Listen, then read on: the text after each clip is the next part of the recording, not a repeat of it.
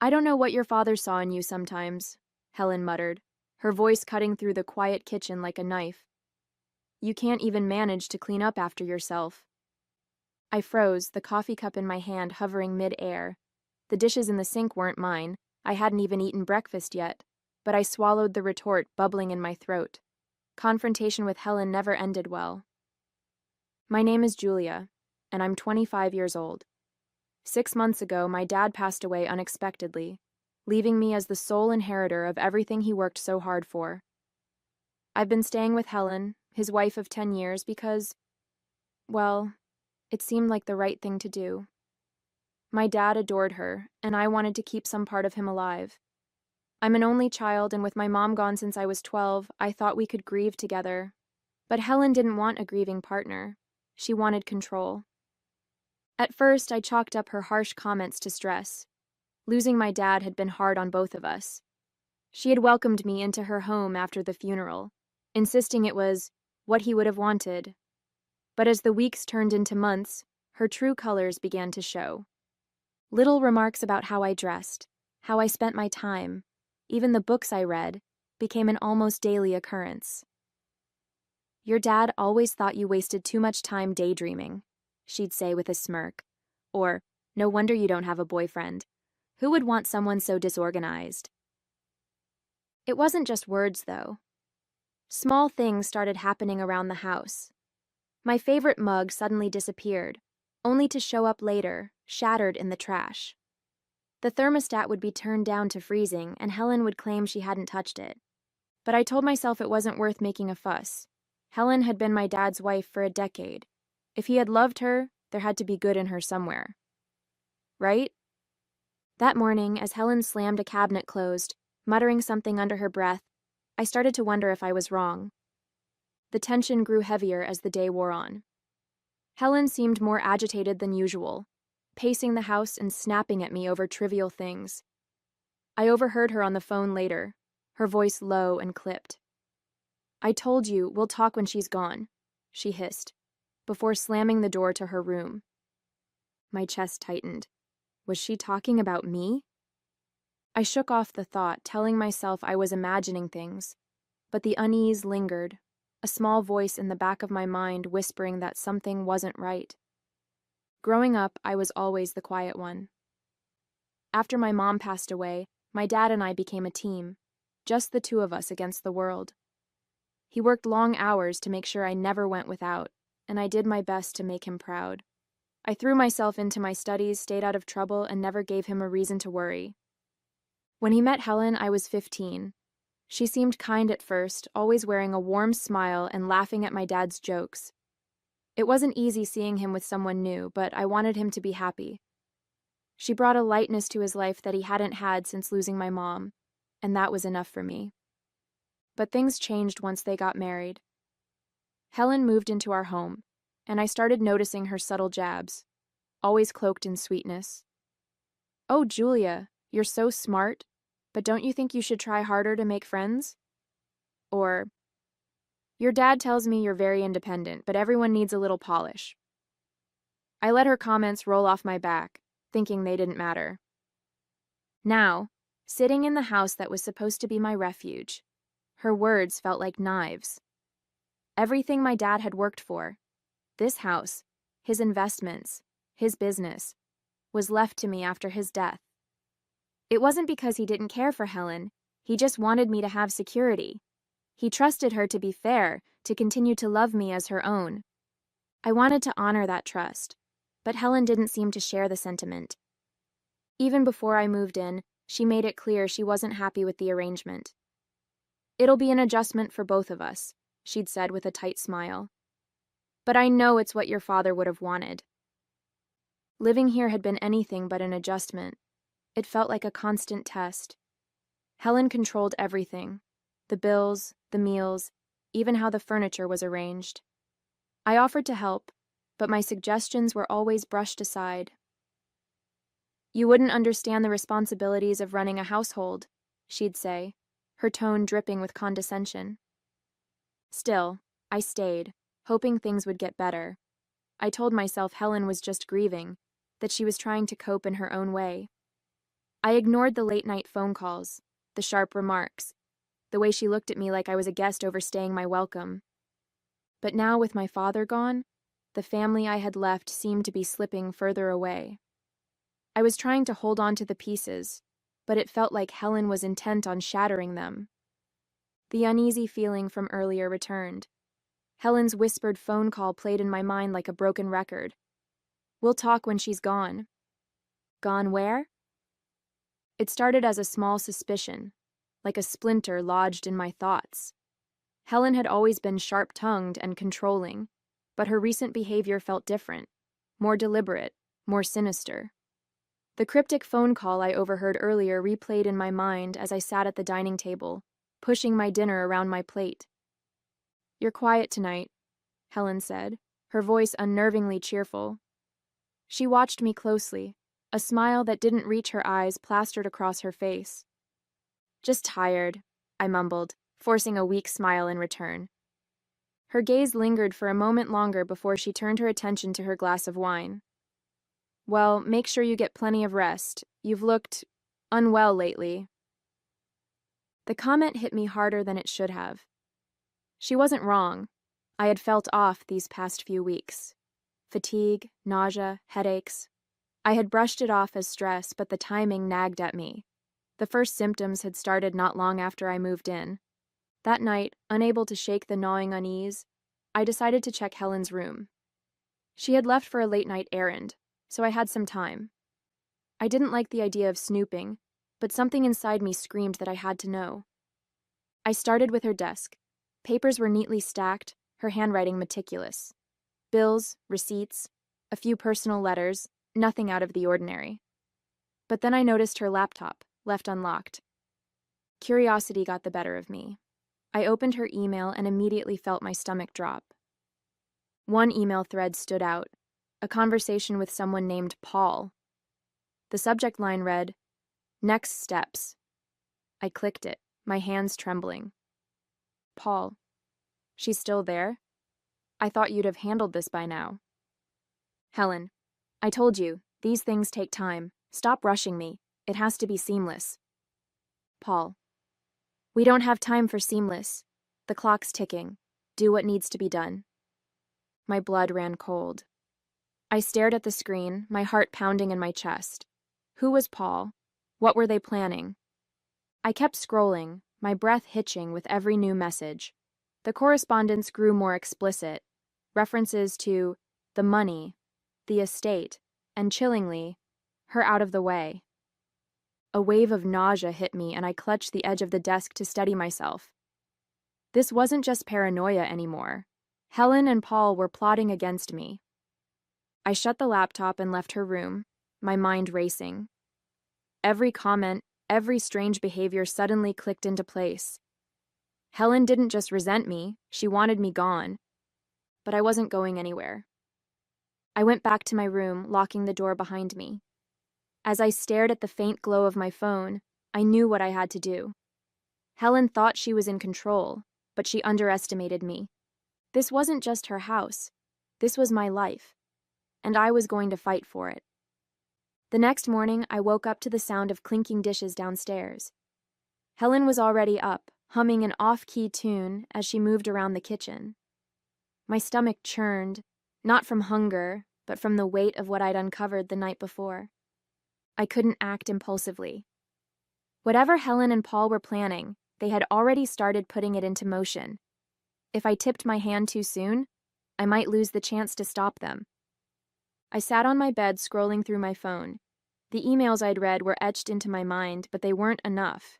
I needed tangible proof, something undeniable to take to the authorities. Breakfast was tense. Helen served eggs and toast with her usual forced cheer. "You've got a busy day ahead, don't you?" she asked, watching me intently. I nodded, avoiding her gaze. My appetite was gone, but I forced myself to take a few bites. Helen seemed pleased, a small smile tugging at the corners of her mouth as she sipped her coffee. After breakfast, I made an excuse to leave the house. "I'm meeting Lila for coffee," I told Helen, grabbing my coat. Her expression faltered for a split second, her grip tightening on her mug. "Of course. Tell her I said hello. The moment I was out of the house, I called Lila. Julia, what's wrong? She asked immediately, sensing the panic in my voice. I need to see you, I said, my voice trembling. It's about Helen. I think she's trying to... I couldn't finish the sentence. The words felt too surreal. Trying to what? Lila pressed. Just meet me at the coffee shop, I said.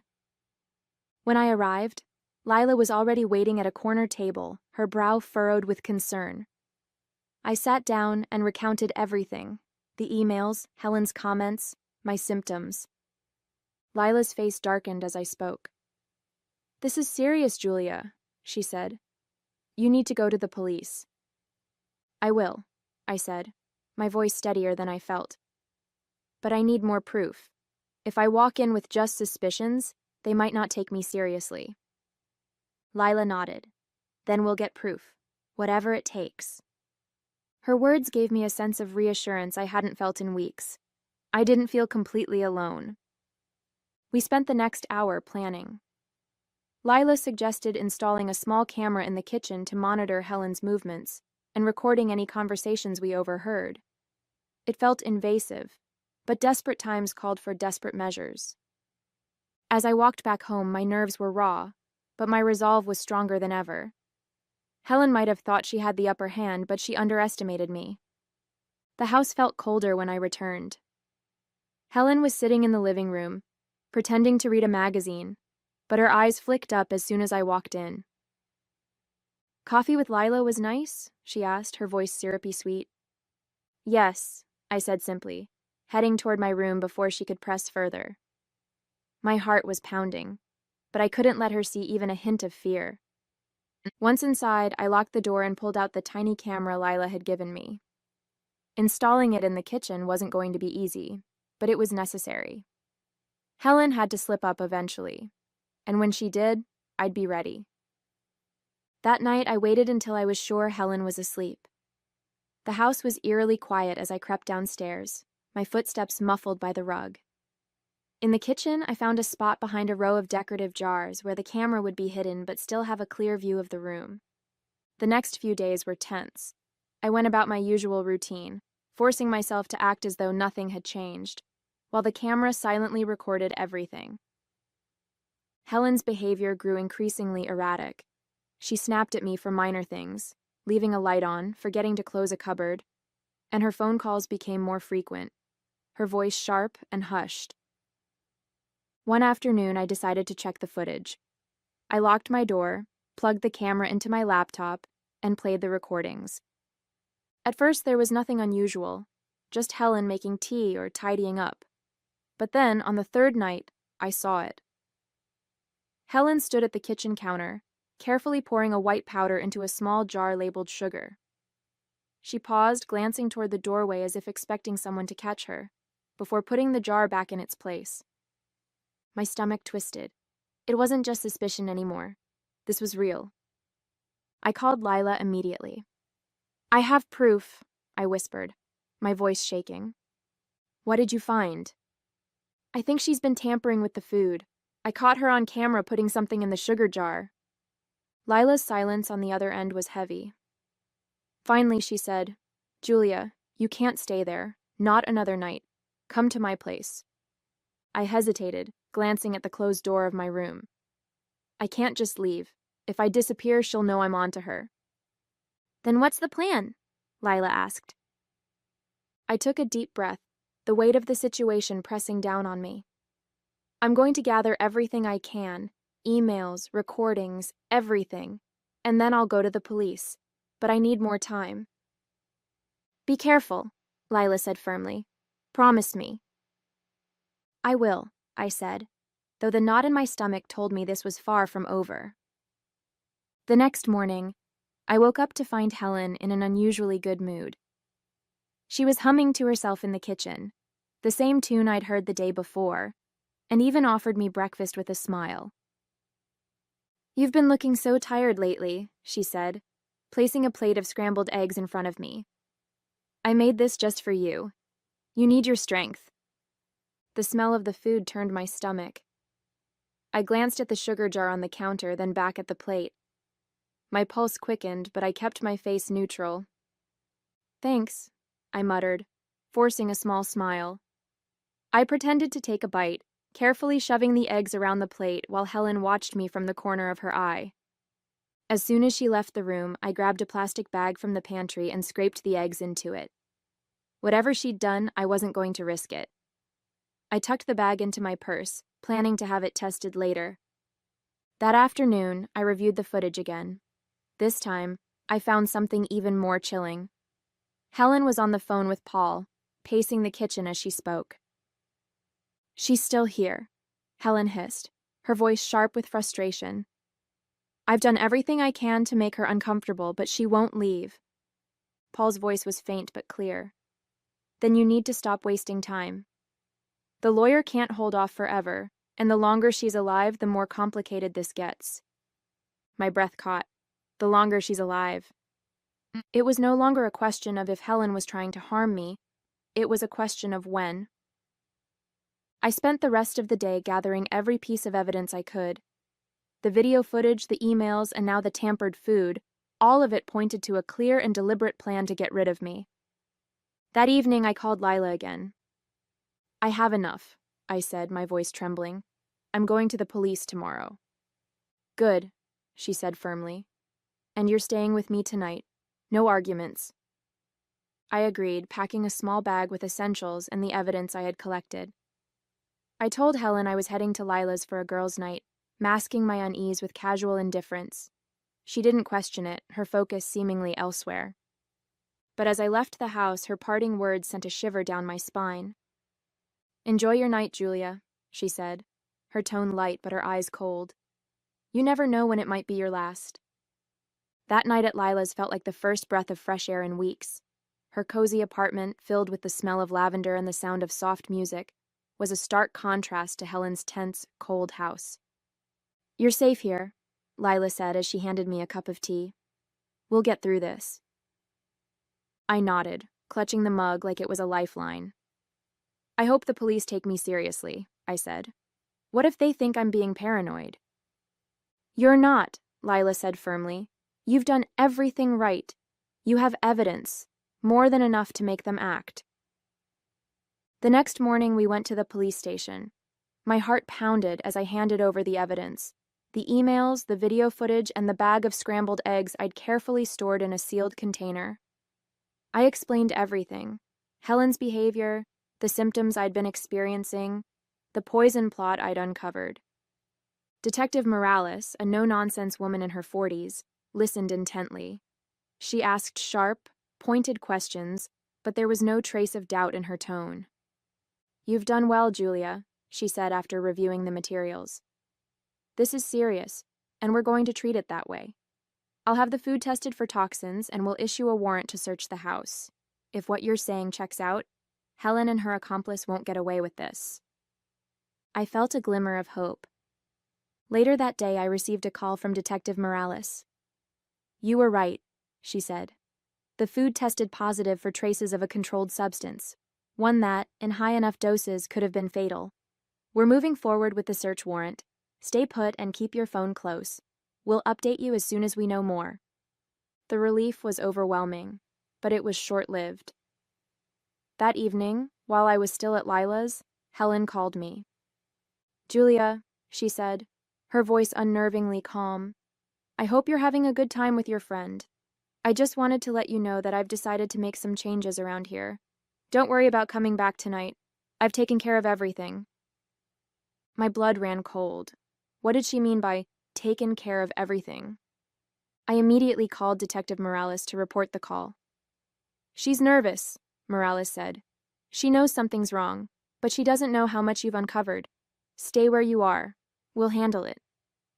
The next day, Morales called with an update. "We executed the warrant this morning," she said. "We found correspondence with her accomplice, Paul, that corroborates your story, along with evidence of financial tampering in your father's estate. Helen and Paul are both in custody now." I let out a breath I didn't realize I'd been holding. "So it's over?" "It's over," Morales confirmed. "And thanks to your quick thinking, you're safe." I hung up and sank into Lila's couch, the weight of weeks of fear finally lifting. Helen and Paul had tried to destroy me, but they underestimated my resolve. For the first time in what felt like forever, I felt free. The day after Helen and Paul's arrest, I sat in Lila's living room, scrolling through news articles that covered the story.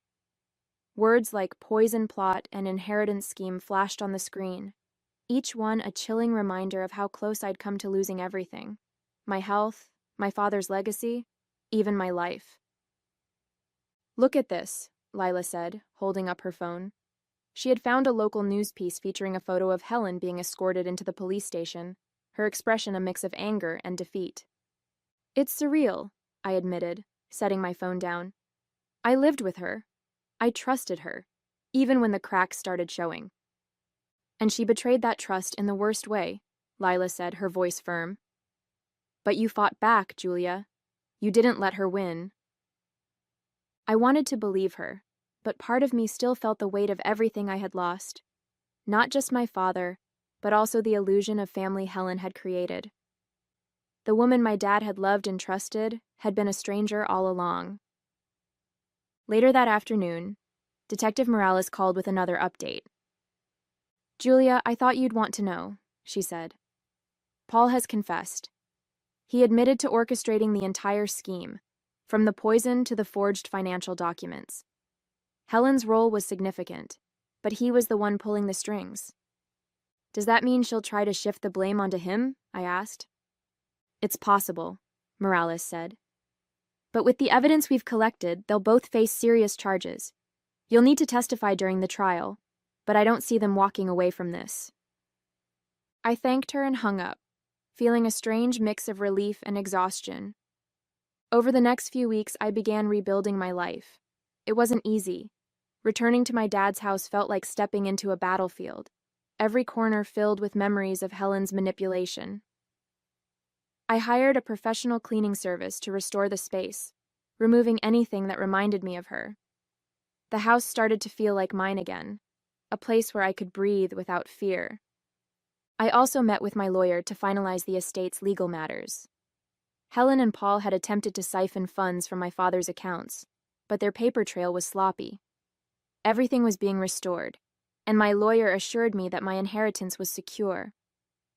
As the days turned into weeks, I found myself thinking less about Helen and Paul and more about what came next. For so long, my life had revolved around surviving their schemes. Now, I had the chance to focus on something new: my future. The day I testified against Helen and Paul, I walked into the courtroom with my head held high. It wasn't easy to face them again, Helen with her icy glare and Paul with his smug indifference, but I refused to let their presence shake me. The prosecutor guided me through my testimony, and I recounted everything: the emails, the footage, the poisoned food. With every word, I felt stronger, like I was reclaiming the power they had tried to steal from me. Helen avoided my gaze, but Paul smirked as I spoke, as though none of this mattered to him. Yet when the prosecutor laid out the evidence, even his confidence began to crumble. When it was over, I stepped out of the courtroom and into the crisp afternoon air. I felt light, as though the weight of their betrayal had finally lifted. Detective Morales approached me, a small smile on her face. "You did well, Julia. They'll be held accountable for what they did." I nodded, letting her words sink in. Justice wasn't just about punishment. It was about closure, about knowing I'd done everything I could to protect myself and honor my father's legacy. As I walked away from the courthouse, I knew I'd never let anyone take advantage of me again. A few weeks after the trial, I stood in my father's study, sunlight streaming through the windows. The room smelled faintly of old books and cedar, a comforting reminder of him. On the desk sat a framed photo of the two of us from my college graduation. I picked it up, running my fingers along the edge of the frame. "I did it, Dad," I whispered. "They're gone. They can't hurt us anymore." The house felt different now, lighter, safer. It wasn't just bricks and mortar anymore. It was mine.